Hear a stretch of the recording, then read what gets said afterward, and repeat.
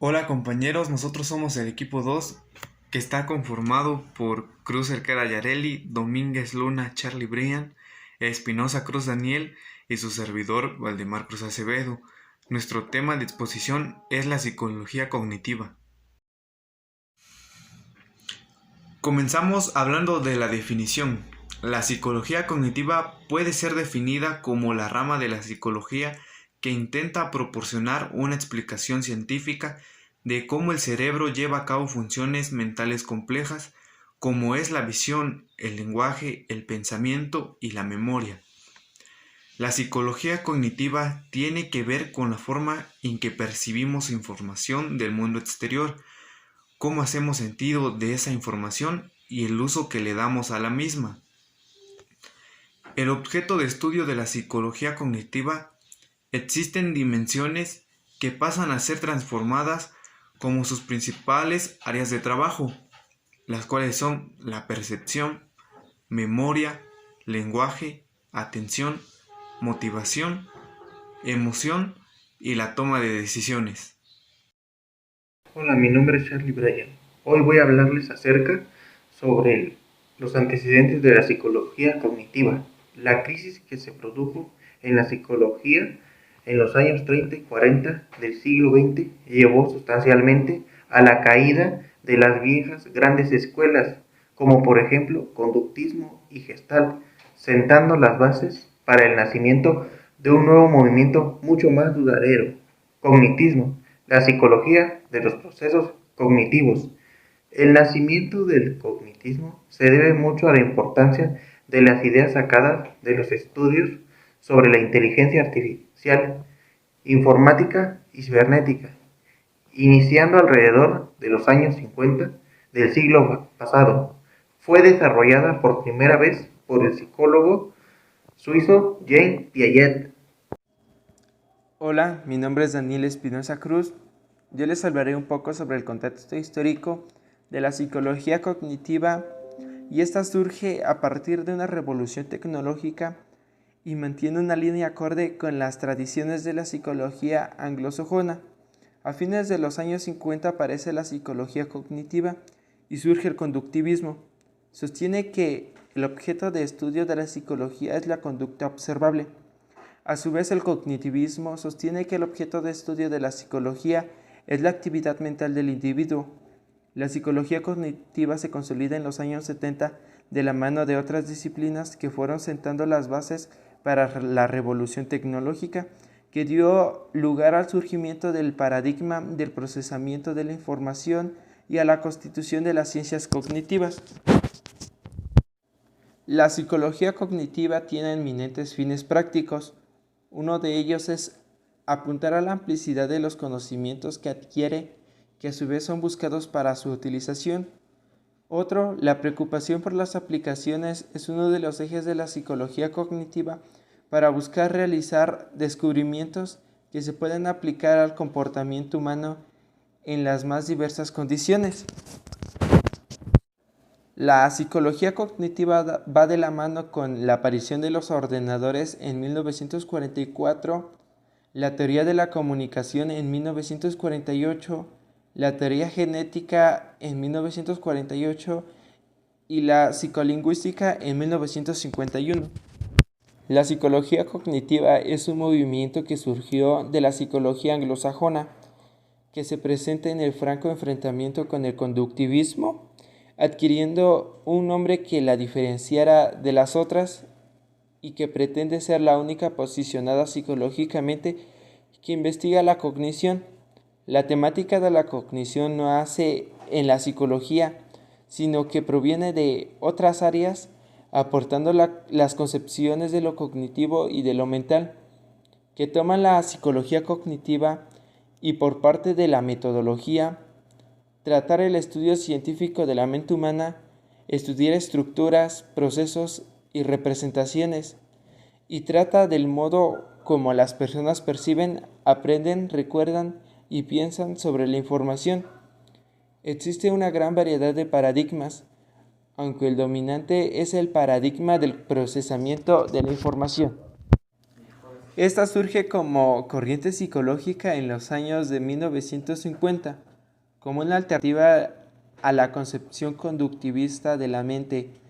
Es difícil atribuir su aparición a un único autor, pero es bastante relevante y se centra más con la aparición y el desarrollo de los ordenadores, debido al que el funcionamiento de estas máquinas sirven como metáforas a la investigación para explorar el funcionamiento de los procesos cognitivos internos. La psicología cognitiva hace uso de los procesos mentales para explicar la conducta, a diferencia del conductivismo, que lo explica como la asociación entre los estímulos y las respuestas.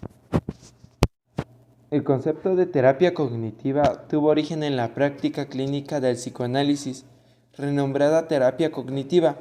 Sin embargo, los autores que tuvieron más influencia en la psicología cognitiva fueron los que sugirieron del neopsicoanálisis. Hablar de la terapia, que son las exigencias culturales y familiares en las estructuras del superyo, que juegan un papel importante en la psiconeurosis. Sullivan en 1953 desarrolló el concepto de distorsión paratáxica como un patrón interpersonal en relaciones con las otras, y esto incluye pensamientos y emociones inadecuados que son formados por experiencias tempranas disfuncionales con los padres y otras personas importantes para el sujeto. Arianetti en 1955, Bowlby en 1971, a partir de los años 60, mencionan que el psicoanálisis cognitivo enfatiza existencia de los procesos o esquemas cognitivos inconscientes que se forman en las primeras etapas de la vida del ser humano y que al momento de que los procesos son activados generan una psicopatología. Principios del cognitivismo. Uno de los supuestos básicos del cognitivismo es la metáfora de la máquina. Los humanos son vistos como máquinas biológicas que absorben, procesan, almacenan y usan información. En la imagen de esta metáfora, el objetivo del cognitivismo es investigar el funcionamiento y las regularidades de esta máquina biológica. Específicamente, esto significa que el cognitivismo se trata de comprender los procesos que tienen lugar en el cerebro, por ejemplo, la percepción, la atención, los procesos que toman decisiones y la resolución de problemas y el lenguaje. Comparación con el conductivismo y el constructivismo. Si comparamos el conductivismo con otras teorías del aprendizaje, queda claro que es una rama moderna de la psicología. Los temas de investigación no están estrictamente limitados, sino que existen numerosas superposiciones con las teorías conductivistas y constructivistas. Sin embargo, el cognitivismo se distingue claramente de las otras teorías del aprendizaje en algunos puntos. A diferencia del conductismo, el cognitivismo ya no considera a las personas como una caja negra vacía, sino que examina precisamente aquellos procesos psicológicos internos que el conductivismo excluye deliberadamente. Una de las principales críticas al conductivismo son las rígidas teorías de estímulos-respuesta y una explicación inadecuada asociada al comportamiento humano. Por ejemplo, diferentes individuos pueden reaccionar de manera completamente diferente al mismo estímulo. Un hecho que se ignora en las teorías conductivistas. Por el contrario, hay más conciencia con las teorías constructivistas. Sin embargo, también hay varias diferencias.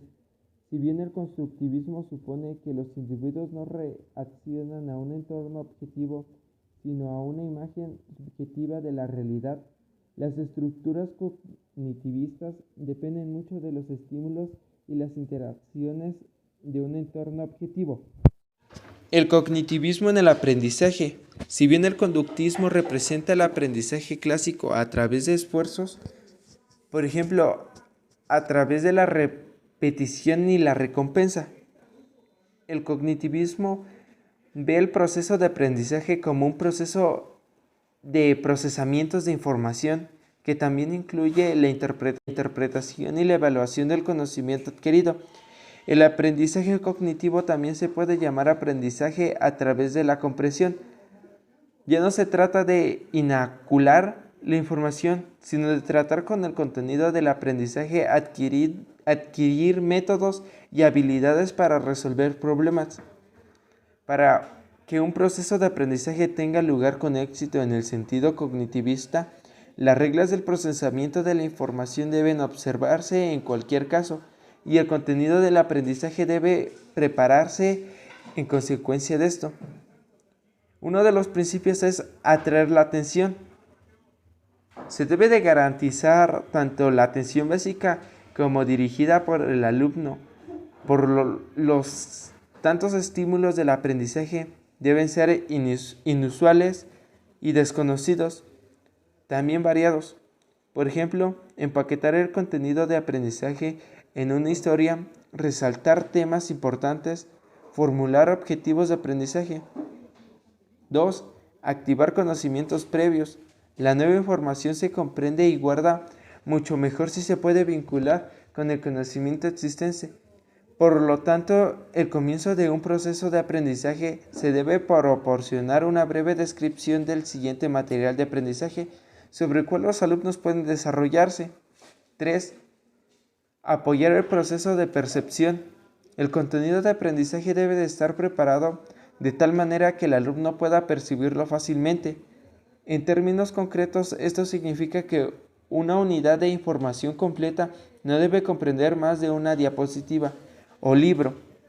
La información compleja debe desglosarse en sus componentes, presentarse como una cadena de información que se pueda construir, y además la información debe presentarse de manera simple, comprensiva y concisa.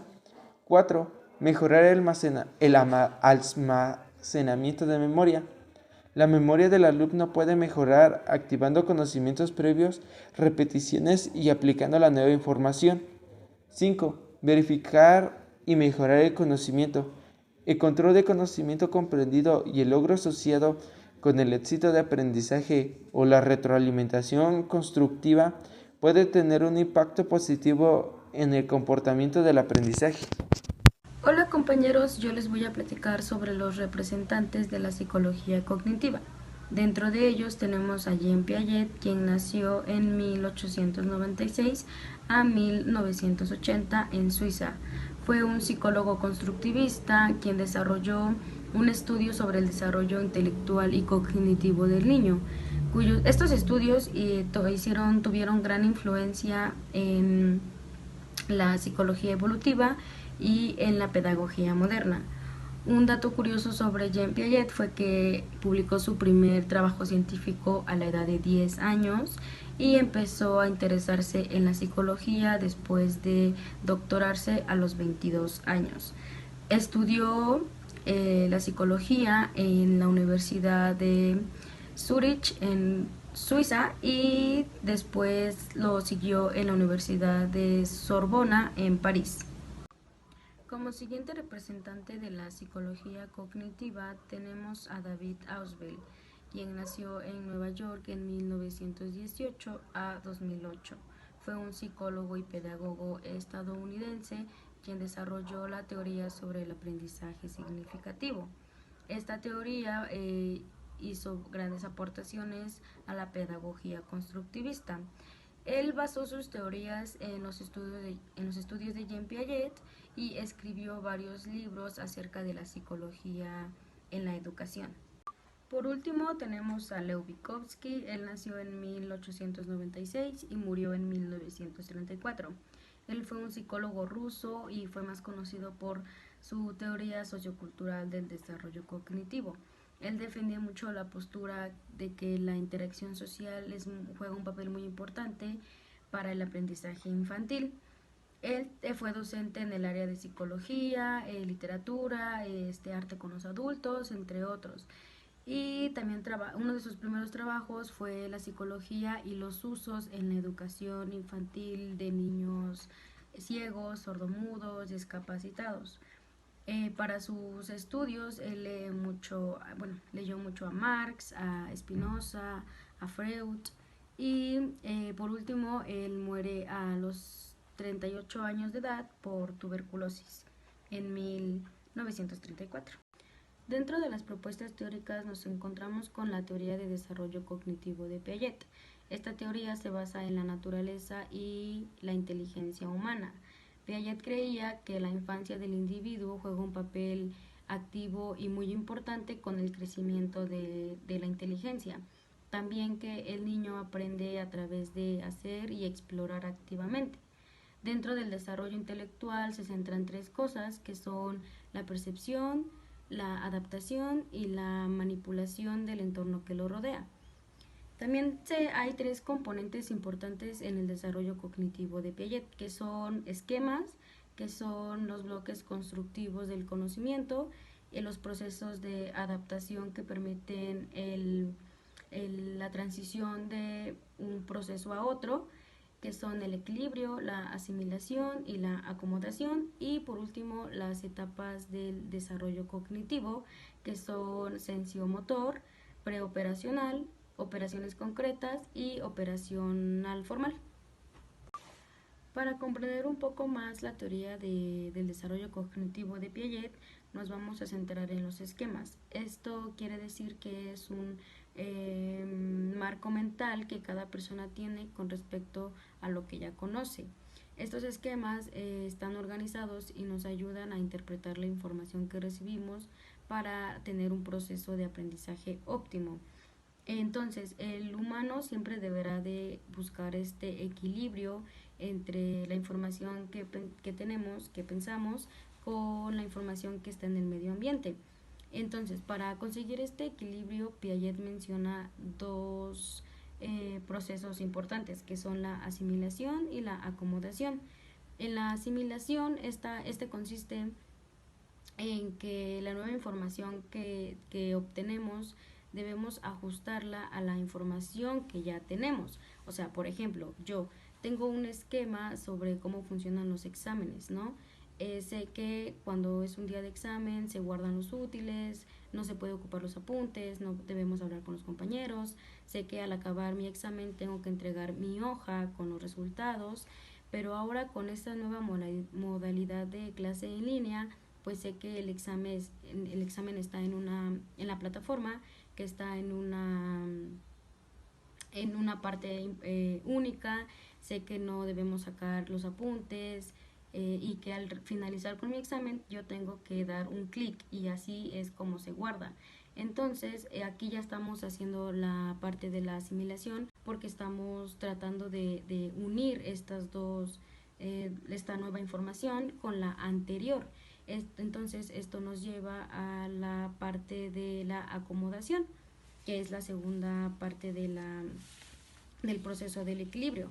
Entonces el segundo proceso, que es la acomodación, esta quiere decir que aquí es donde ya vamos a hacer cambios en los esquemas para crear uno nuevo. Aquí ya unimos estas dos informaciones y así crear un nuevo esquema con base en el aprendizaje, y a esto es a lo que se le refiere como los procesos del equilibrio.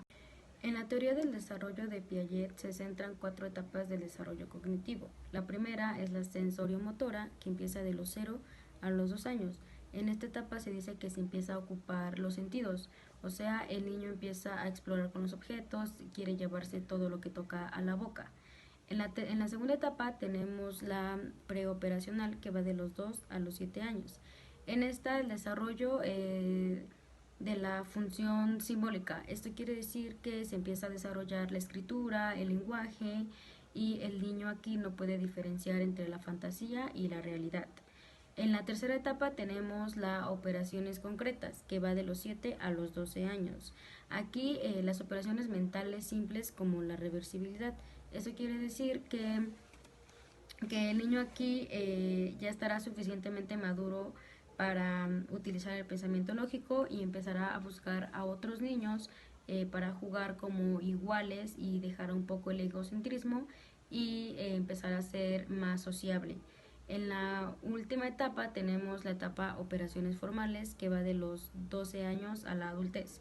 En esta etapa el niño ya habrá alcanzado su madurez mental al máximo, empezará a tener una mentalidad abstracta o hipotéticamente, y aquí ya será un poco más deductivo.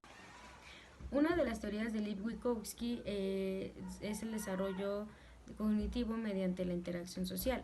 Para Wykowski existen dos tipos de funciones mentales, las superiores y las inferiores. En las funciones mentales inferiores son las con las que nacemos, son las que ya están determinadas genéticamente.